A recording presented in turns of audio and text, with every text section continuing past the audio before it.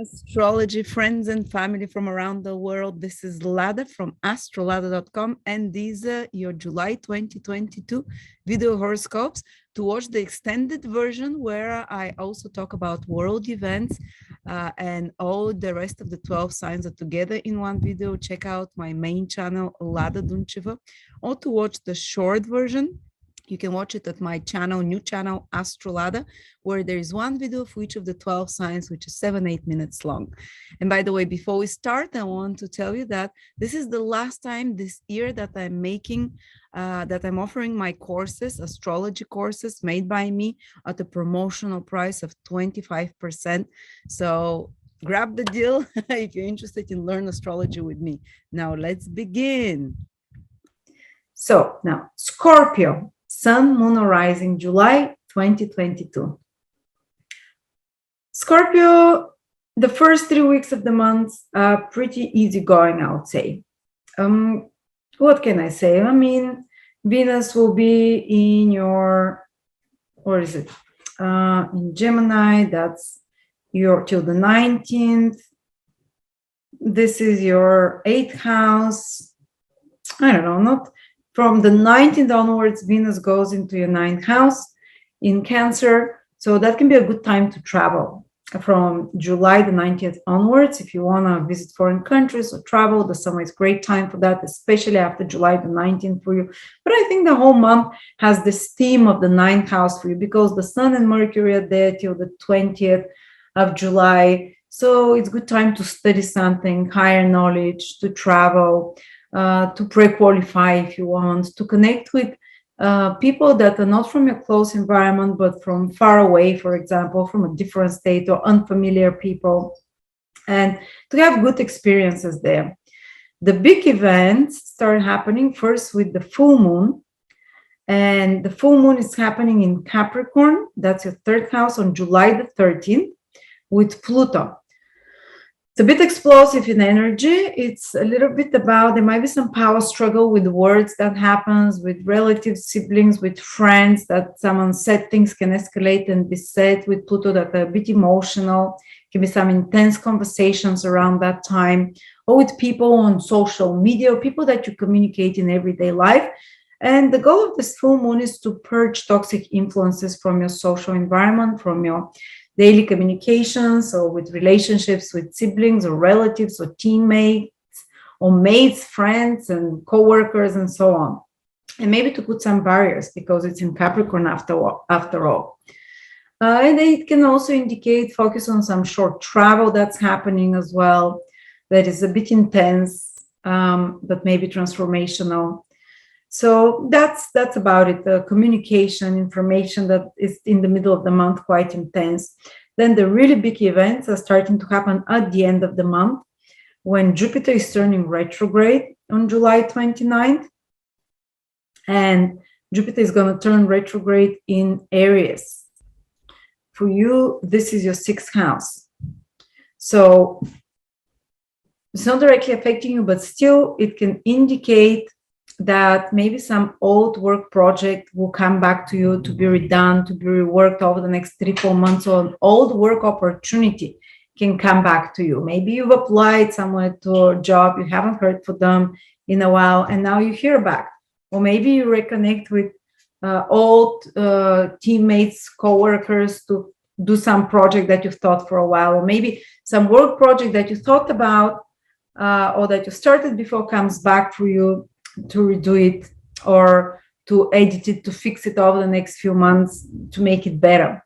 Also, it's connected to the health, the 6th house, health problems. So maybe some of you might want to revise their health habits starting from the end of the month. And it kind of internalized energy that over the next 3-4 months, you will be rethinking how to eat, how to exercise, and shifting your perspective, how to carry on in this life in that direction. And maybe your retrograde planet requires 3 times more effort. So possibly putting more efforts and more wisdom, because Jupiter is the planet of wisdom and knowledge and information in regards to anything connected to nutrition, to health, to working out, delving deeper. This is a retrograde, to delve deeper into such things, to research them, and to implement them into your life, so they become part of. So it just becomes like a natural routine to you. Usually, it feels natural by the time Jupiter turns direct, and to experiment with different ways of approaching your health. And sometimes they can be returning of some health condition that makes you turn your attention and become aware of those things I was talking about, like health routines and supplemental, how you eat, and so on. Okay, what else? That's the biggest event though now, is the conjunction of the North Node with Uranus and Rahu. The North Node with Mars and Uranus, and it's all happening in your 7th house. This will be the one you feel the most, Scorpios. And it's probably active the whole month, but towards the end of the month and the start of August, you'll feel it the most, because it directly influences you through your relationships. And especially if you're Scorpio, Sun, Moon, rising around 17, 18, 19, 20 degrees, you're going to feel it the most. But these are the general energies for all of you. All those 3 planets have kind of explosive energy, and they're connected to something new. So it's coming to you through another person. Maybe, say, your partner can suddenly change. They can have some revelation, or they want to have a big change of their lifestyle. And they shift something in a big way, and that directly influences you, or your business partner, so personal partner, someone very close to you, another person, or someone totally new enters your life that kind of revolutionizes or spins around your world, turns it upside down for some of you, and introduces a lot of new ideas, or a lot of new visions or opportunities. And of course, Uranus can have very cutting energy, and so is Mars.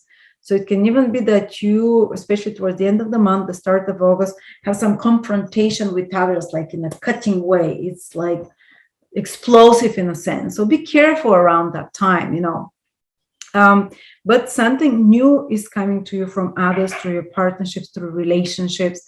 And it's a good idea for you to be open to that, not to be resisting it. It's starting a long cycle, and it's not going to repeat for a lot of time. So even if someone comes and introduces something totally new to you, pay attention.